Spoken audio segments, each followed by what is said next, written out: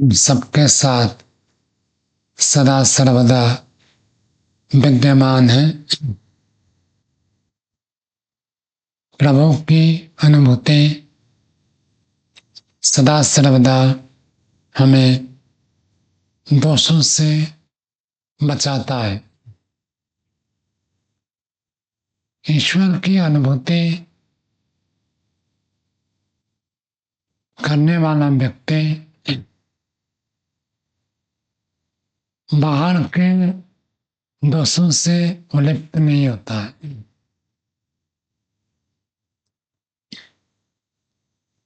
शास्त्र में उदाहरण दिया गया, जैसे सूर्य का प्रकाश सब जगह फैलता है,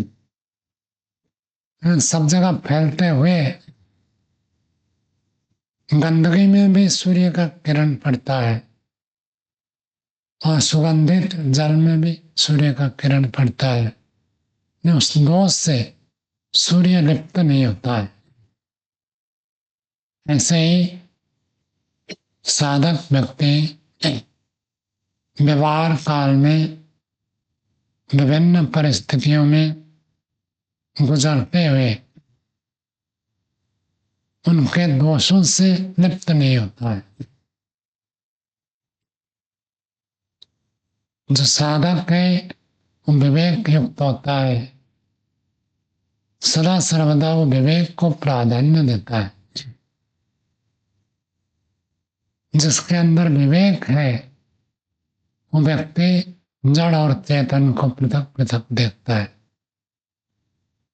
सभी दर्शन, सभी उपनिषद, वेद सब एक स्वर में बताते हैं कि चेतन तत्व में कभी भी कोई भी विकार नहीं होगा, नहीं हो सकता, संभव ही नहीं। सारे विकार केवल जड़ पदार्थ में होते हैं। संसार में अनेक प्रकार के व्यक्ति अनेक प्रकार व्यवहार करते हैं। कोई अच्छा व्यवहार करता है, कोई बुरा व्यवहार करता है, कोई और बुरा करता है, कोई अत्यंत बुरा कर्म करता है, निंदनीय कर्म करता है। फिर भी हमें ये विवेक रखना चाहिए, सबके अंदर एक शुद्ध आत्मा विद्यमान है। आत्मा में कोई विकार नहीं होता है। विकार उसके मन में है, विकार उसकी बुद्धि में है, विकार उसके अंतःकरण में है, विकार शरीर में होता है। रोग व्याधि जैसे शरीर में होते हैं, ऐसे के ऐसे रोग व्याधि व्यक्ति के मन में होते हैं, अंतःकरण में होते हैं। शरीर में कोई व्यक्ति रोगी है तो व्यक्ति चिकित्सालय में भर्ती होता है तो शरीर के रोग के कारण से हम उस व्यक्ति को घृणा भी नहीं करते हैं और उसके ऊपर क्रोध भी नहीं करते। फिर कैसे ही जब व्यक्ति कोई मानसिक रोगी होता है, अर्थात जिसके मन में संतुलन नहीं है, जिसके मन में हित अहित विचार करने की स्थिति हो जाती है, जिसकी सर्वथा खो जाती है, वो तो पागल हो जाता है। लेकिन कभी कभी किसी परिस्थिति में, किसी घटना में व्यक्ति अपने संतुलन को खो देता है। क्या बोलना है, क्या विचार करना है, वो समझ नहीं पाता है। वो एक प्रकार के मन की अस्वस्थता है। जब मन अस्वस्थ होता है, इस प्रकार स्थिति बनती है जैसे शरीर के रोग प्रारंभ में यदि ठीक कर दिया जाए तो जल्दी ठीक हो जाता है, और रोग जितना बढ़ जाता है उसको ठीक करना, दूर करना उतना ही असाध्य हो जाता है। नया नया रोग उत्पन्न हुआ तो जल्दी ठीक कर सकते हैं। रोग पुराना हो जाए तो ठीक करना कठिन हो जाता है। और जैसे ज्यादा पुराना हो, कोई कोई रोग ऐसे ज्यादा पुराना हो जाए तो ठीक ही नहीं होगा, मृत्यु तक वो शरीर में रहता है। ऐसी भी स्थिति बन जाती।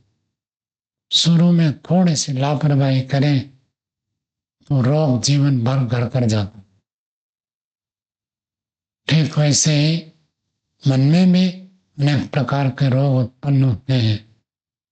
उनको यदि व्यक्ति इलाज न करे, चिकित्सा न करे, दूर करने के लिए प्रयास न करे, रोग बढ़ जाता है। और बढ़ते बढ़ते इतना रोग बढ़ जाता है वो असाध्य हो जाता है। शारीरिक रोग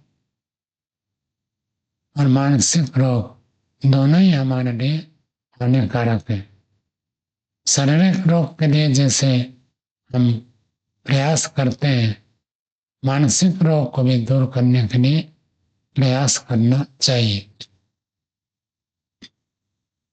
पाणिनि ने व्याकरण में एक सूत्र बनाया, क्षेत्रीय परक्षेत्र चिकित्सा।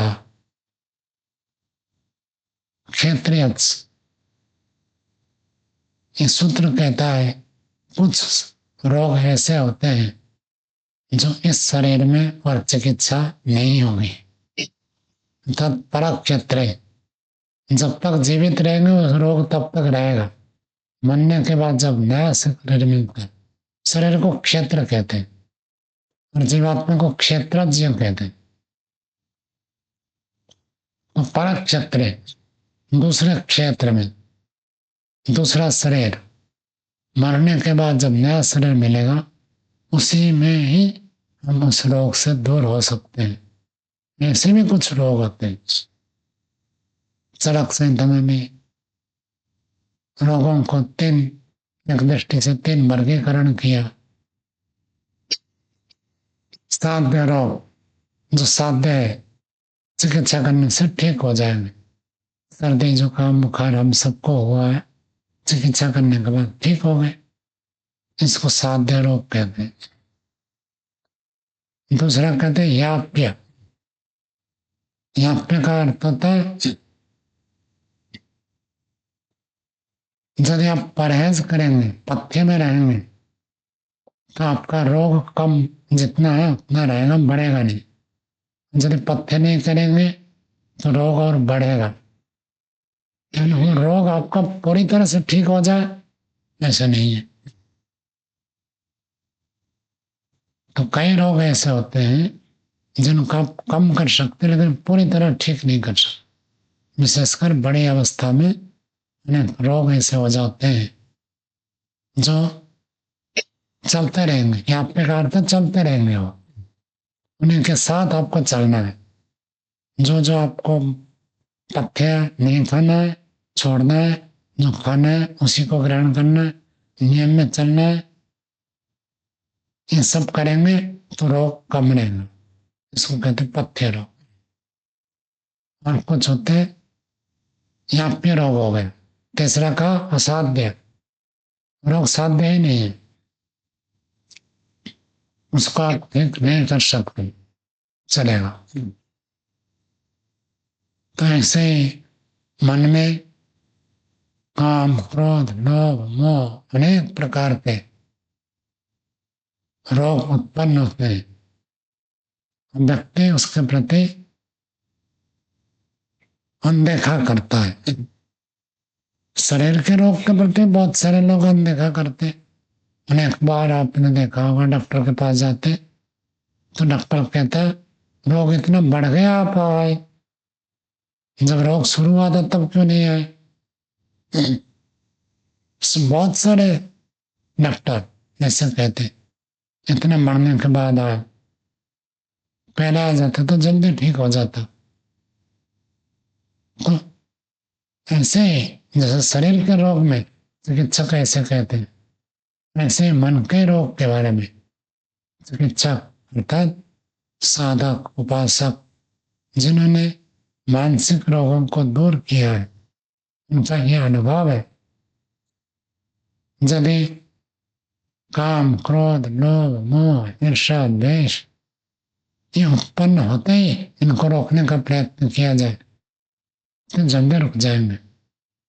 और यदि इनको आश्रय दे दिया, इनको बढ़ा दिया, इनको साथ दिया, अर्थात उस विचार से लंबे काल तक युक्त रहे तो रोग बढ़ जाता है। फिर उस रोग को ठीक करना कठिन हो जाता है।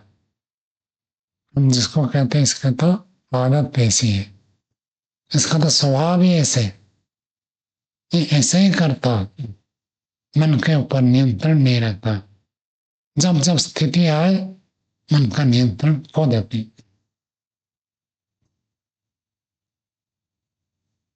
तो मन से रोगी है, शरीर से भी व्यक्ति रोगी होता है, मन से भी व्यक्ति रोगी होता है। चिकित्सालय हम जाते हैं कभी, जहाँ पर अनेक लोग एक साथ बिस्तर में लेटे होते हैं, रोगी है, देखते हैं तो हमको कैसे लगता है बेचारे कष्ट में है, कष्ट से निकल आए। ऐसे मनोरोगी के बारे में हमको विचार करना चाहिए। बेचारा व्यक्ति कैसे मनोरोग में है, इस मनोरोग से निकल जाए तो इसका कल्याण हो जाएगा। अनेक प्रकार के मनोरोग, यही मनोरोग बढ़ते बढ़ते अवसाद उत्पन्न कर देते, डिप्रेशन में चले जाते, नकारात्मक विचार, इस सब परमात्मा के अस्तित्व को न समझने से और उनके साथ संबंध न जोड़ने से व्यक्ति के अंदर नकारात्मक विचार पैदा होते, सब जगह उसको दोष दिखाई देंगे, सब जगह उसको हानि दिखाई देंगे। अवसाद का यही अर्थ होता, कहीं भी हो तो उसको किसी में रुचि नहीं होगी। हर व्यक्ति कुछ भी काम करे तो उसको लगता है बेकार कर रहा। ऐसे अनेक मनोरोगी होते हैं, सब जगह उनको ऐसे अनुभव होता है। इसका स्थिति और स्तर अलग अलग होता है, कोई कम स्तर पर होता है, कोई अधिक होता है, कोई बहुत अधिक होता है। जब बहुत अधिक होता है वो घर से बाहर निकलता ही नहीं, खाना भी खाने की इच्छा नहीं होती, कोई काम करने की इच्छा नहीं है, एकदम से अवसाद में डूब जाता है। नकारात्मक विचार, परमात्मा के साथ संबंध न जोड़े तो स्थिति आती है। जब श्रद्धा, आस्तिकता, धार्मिकता को जीवन में स्थान देते हैं तो नकारात्मक विचार को स्थान नहीं मिलता। और जिसके अंदर जितना अधिक नकारात्मक विचार उत्पन्न होगा वो उतना ही मनोरोगी बनेगा। मन के रोग को दूर करने के लिए अनेक उपाय शास्त्र में बताए गए हैं। ईश्वर प्रणिधान तो अंतिम उपाय है, लेकिन वह सबके द्वारा हो नहीं पाता, कठिन है। सामान्य व्यक्ति एक दिन में ईश्वर प्रणिधान का अभ्यास नहीं कर सकता। उसी के लिए सत्संग ही अधिक उपयुक्त होता है। ऐसे व्यक्तियों के संग रहे। महर्षि दयानंद जगह जगह इसको प्रस्तुत करते, विवेक कैसे प्राप्त होगा, सत्पुरुषों के संग से विवेक प्राप्त होता है। और असत्पुरुष के संग रहेंगे विवेक प्राप्त होता है।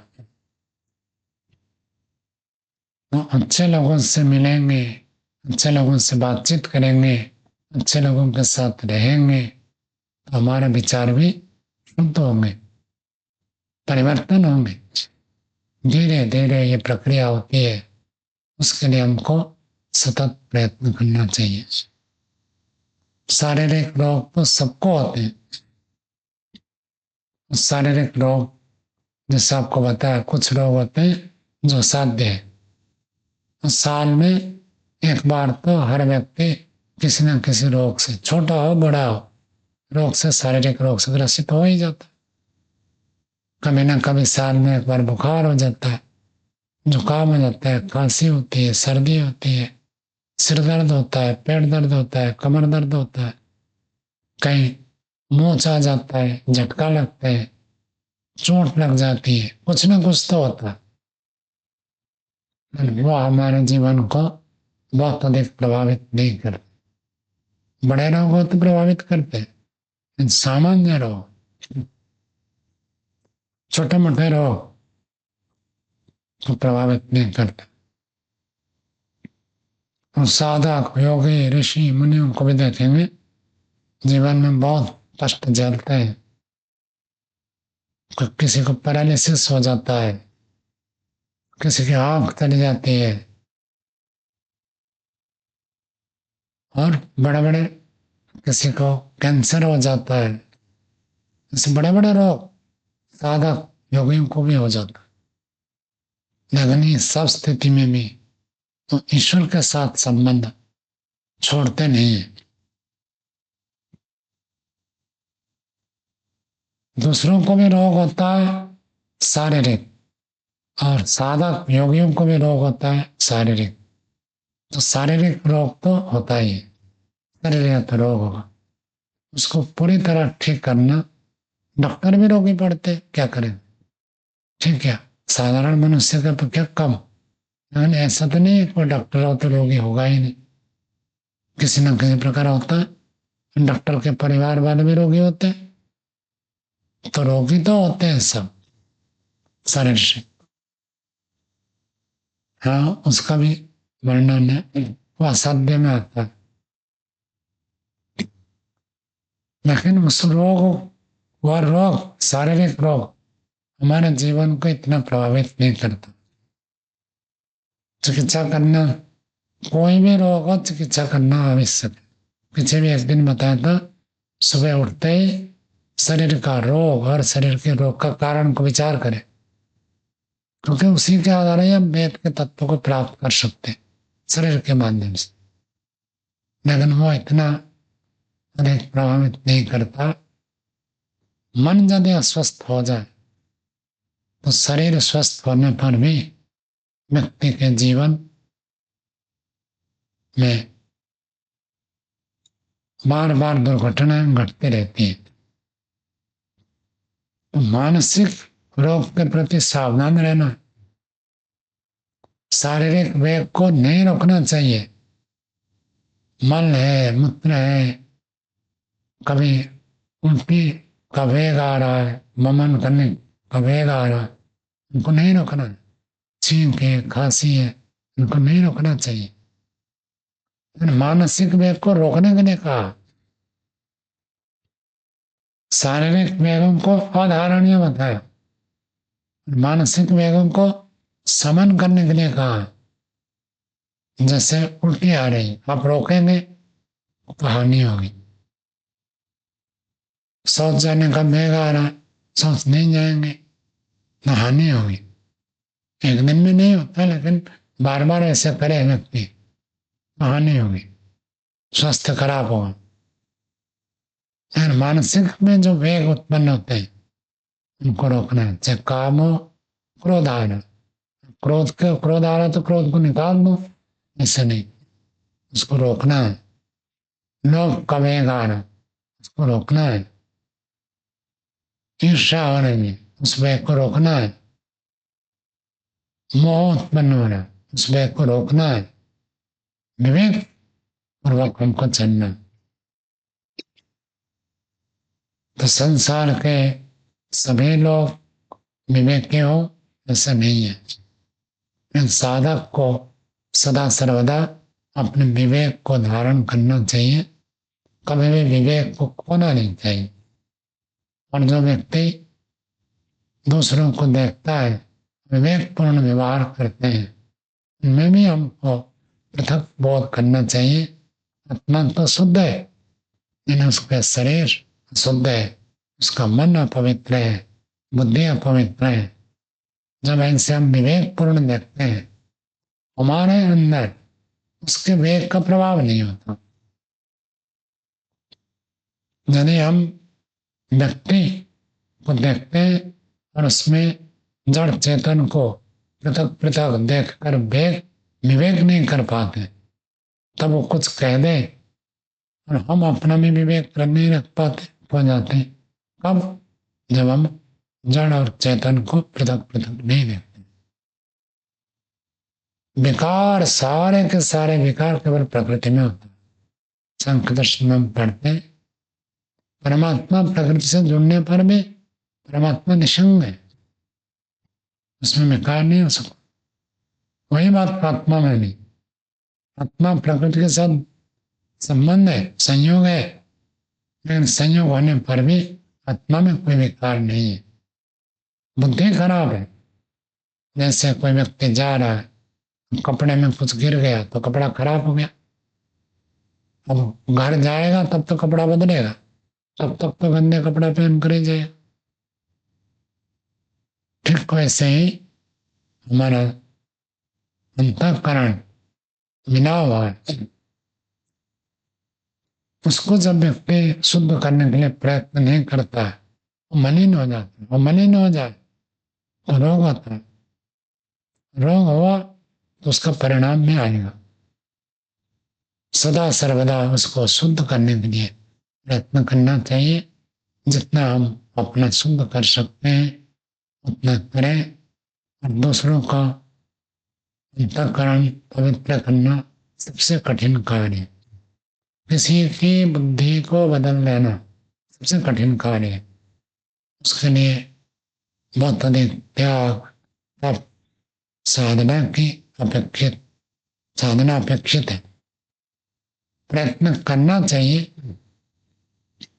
लेकिन महर्षि दयानंद जैसे परोपकार के जीवन में कितने बार उन्होंने दूसरों का